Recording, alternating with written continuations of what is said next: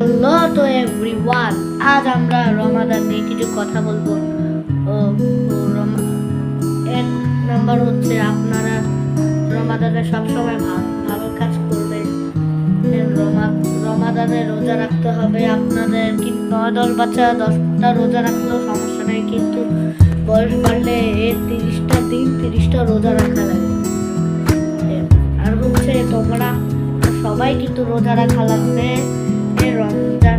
রমজানে খুবই ভালো কিছু কিছু করা লাগে, যেটা আমরা সবাই জানি।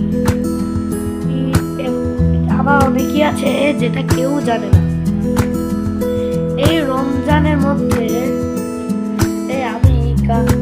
সবাই রমজানে রোজা রাখে, তো রোজা রাখতে হইলে তোমার তো ভালো থাকা লাগে, বুঝছেন? তো আমি আজ গতকালকে সেহরিতে উঠেছিলাম। ঠিক আছে বন্ধুরা, সবাইকে রমাদান মুবারক। Bye bye.